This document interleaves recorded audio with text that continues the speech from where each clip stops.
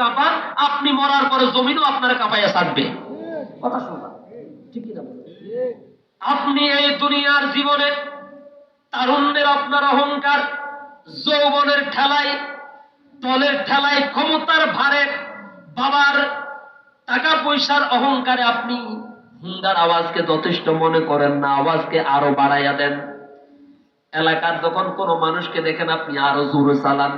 মাঝে মাঝে এমনও দেখি রাস্তার উপর দিয়ে এত জোরে হুন্ডা চালায়, পিছনে পুরাটা একেবারে সাদা হয়ে যায়, পাউডার হয়ে যায়। আছে না নাই? কথা বল। মানুষে আধা ঘন্টা এইভাবে নাকের মধ্যে হাত দিয়ে থাকে, আর তখন আল্লাহ এটা কোন গজব বলেন। এই যে আপনার মোটরসাইকেল জোরে চালানোর কারণে মাটি কাঁপলো, মানুষের অন্তর কাঁপাইয়া দিলেন, মানুষ যে নাকের মধ্যে হাত দিয়ে রয়েছে, আপনার কি দোয়া করছে নাকি বদদোয়া দিচ্ছে? শুধু বদদোয়া না, কয় যে আল্লাহ এই গজব কবে যাবে এলাকা থেকে, ঠিক কিনা বলেন? এরকম দুই একটা গজব নোয়াখালীতে নাই যে